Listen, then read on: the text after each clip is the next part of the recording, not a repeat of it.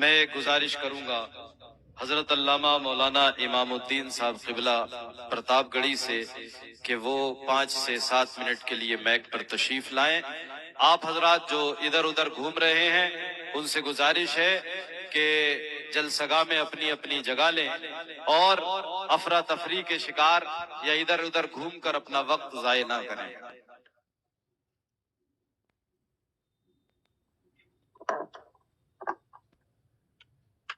السلام علیکم ورحمۃ اللہ وبرکاتہ۔ نحمدہ ونصلی علی حبیبہ الکریم، اما بعد فاعوذ باللہ من الشیطان الرجیم، بسم اللہ الرحمن الرحیم۔ یا ایھا الذین آمنوا اتقوا اللہ وکونوا مع الصادقین۔ صدق اللہ تعالی وصدق رسولہ النبی الکریم، ونحن علی ذلک لمن الشاہدین والشاکرین، والحمد للہ رب العالمین۔ آئیے عقیدت اور محبت میں ڈوب کر حضور شافع محشر، محبوب رب اکبر، ساقی حوض کوثر، رحمت للعالمین، مراد المشتاقین، جان عالمین، جناب احمد مجتبی حضرت محمد مصطفیٰ صلی اللہ علیہ وسلم کی بارگاہ میں جھوم کر درود شریف کی ڈالیاں نچھاور کر لے۔ اللہم صلی علی سیدنا مولانا محمد بارک وسلم، صلاۃ و سلام علیک یا حبیبی یا حبیب اللہ صلی اللہ تعالی علیہ وسلم۔ اعلی حضرت ہے، اعلی مقام آپ کا، اعلی حضرت ہے، اعلی مقام آپ کا، اس لیے اعلی حضرت ہے نام آپ کا۔ اور عاقبت برہان کی فیض رضا سے بن گئی، عاقبت برہان کی فیض رضا سے بن گئی، ہے یہی اپنا وسیلہ بس خدا کے سامنے۔ اور آل الرحمن برہان الحق، آل الرحمن برہان الحق، شرق پہ برق گراتے یہ ہیں۔ حضرات، اعلی حضرت ایک عاشق رسول کا نام ہے۔ میں جب اعلی حضرت کا ذکر کرتا ہوں تو ایک لفظ ضرور بولتا ہوں، با وصول عاشق رسول، با وصول عاشق رسول۔ میں اس کو ثابت کروں کہ کیسے وہ باوصول عاشق رسول ہیں۔ اعلی حضرت نے اپنا خلیفہ بنایا، لیکن اگر آپ اعلی حضرت کی سوانح کا مطالعہ کریں گے تو آپ کو یہ بات معلوم ہوگی کہ ان کے خلفاء دنیا میں بہت ہی کم ہیں۔ چونکہ اعلی حضرت خلافت یوں نہیں دیتے تھے، بہت غور و خوض کے بعد خلافت دیتے تھے۔ آپ دیکھیں کسی شہر میں ایک اعلی حضرت کا خلیفہ، کسی صوبہ میں اعلی حضرت کا ایک خلیفہ، لیکن بریلی کے بعد جبل پور اس شہر محبت کا نام ہے کہ جہاں اعلی حضرت کے 3 خلفاء موجود ہیں، اور ایک ہی خاندان کے 3 لوگوں کو اعلی حضرت نے خلیفہ بنایا۔ میں نے جب کتابوں کا مطالعہ کیا تو پتہ چلا کہ اعلی حضرت نے جب خلافت دینا شروع کیا تو خاندان کے باہر اگر سب سے پہلی خلافت اعلی حضرت نے کسی کو دیا تو اس کا نام حضرت عید الاسلام عبدالسلام ہے، اور سب سے آخری خلافت اعلی حضرت نے خاندان کے باہر اگر کسی کو دیا تو اس کا نام حضرت علامہ عبدالباقی برہان ملت کا نام ہے۔ سوال یہ پیدا ہوتا ہے کہ اعلی حضرت نے خاندان کے باہر خلافت دینے کے لیے اسی خاندان کا انتخاب کیوں کیا، اور آخری خلافت بھی اعلی حضرت نے اسی خاندان کو دیا؟ میں نے علماء سے سنا اور کتابوں میں پڑھا، میرے آقا صلی اللہ علیہ وسلم کے سب سے پہلے خلیفہ کا نام سیدنا صدیق اکبر ہے۔ سب سے پہلے خلیفہ کا نام سیدنا صدیق اکبر ہے۔ تو جب نبی کے پہلے خلیفہ سیدنا صدیق اکبر ہوئے تو اعلی حضرت نے پہلی خلافت جب خاندان کے باہر دیا تو اعلی صدیق اکبر کا چناؤ کیا، اعلی صدیق اکبر کا انتخاب کیا۔ اور اے عرس رضوی میں آنے والوں، میں اپنی معلومات کے حساب سے ایک بات کہنا چاہتا ہوں۔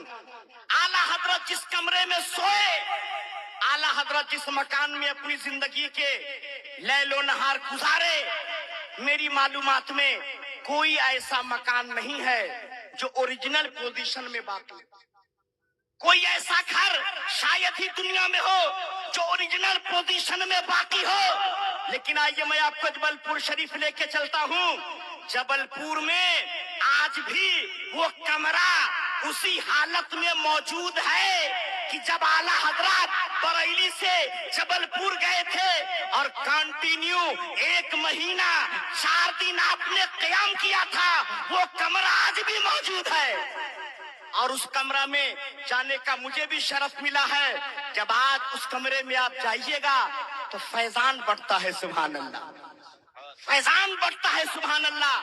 اور دیکھیں اعلیٰ حضرت نے علم غیب رسول کا دفاع کیا نا،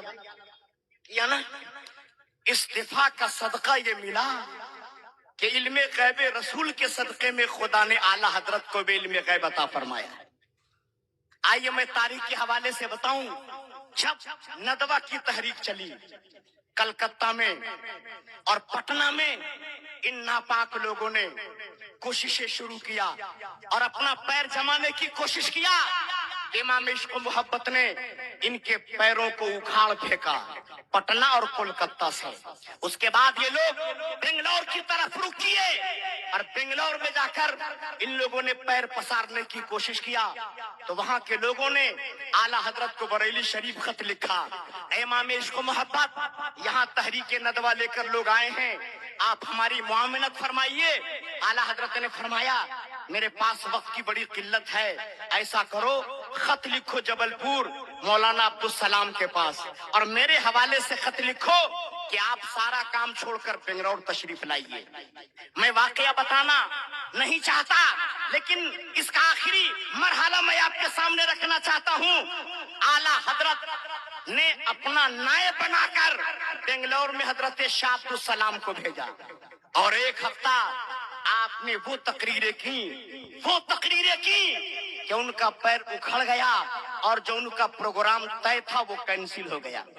جب پروگرام کینسل ہو گیا تو لوگوں نے جشن فتح منایا اور حضرت عید الاسلام کا بڑا والہانہ استقبال کیا۔ بہت خوش تھا پورا بنگلور۔ ان لوگوں نے تار بریلی شریف بھیجنا چاہا کہ میں اس کی خبر اعلیٰ حضرت کو دے دوں، کتابوں میں آیا ہے۔ بنگلور والے حضرت مولانا عبد القدوس قاضی وہاں سے تار کرنا چاہ رہے تھے، اتنے میں بریلی سے اعلیٰ حضرت کا تار حضور عید الاسلام کے نام پہنچا جس میں لکھا ہوا تھا عید الاسلام، بنگلور والوں کو فتح مبارک ہو اور تم کو بیٹا مبارک ہو۔ بنگلور والوں تم کو فتح مبارک ہو۔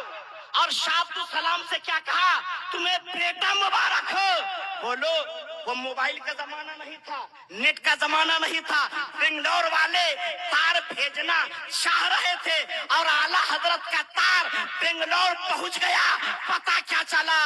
غیب رسول کے صدقے میں بریلی کی احمد رضا کو اللہ نے علم غیب عطا فرمایا تھا۔ اور میں بتاؤں اسی محلہ سوداگران کی جامع مسجد مسجد رضا میں اعلیٰ حضرت ایک دن فجر کی نماز پڑھا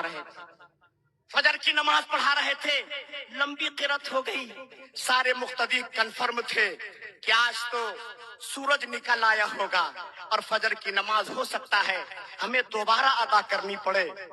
اعلیٰ حضرت نماز پڑھا رہے تھے، جیسے ہی آپ نے سلام پھیرا لوگوں کے دلوں میں جو وسواس پیدا ہوئے تھے اس سے آپ واقف ہو گئے اور آپ نے مقتدیوں کی طرف رک کر کے کہا آپ لوگ کیوں پریشان ہیں؟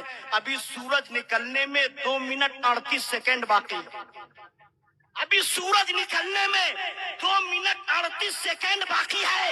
احمد رضا کی شان کس قدر بلند و بالا ہے۔ جامع مسجد رضا میں آپ نماز پڑھا رہے ہیں، آپ کی نظر آسمان پر بھی ہے اور آپ کی نظر مقتدی کے دلوں پر بھی ہے۔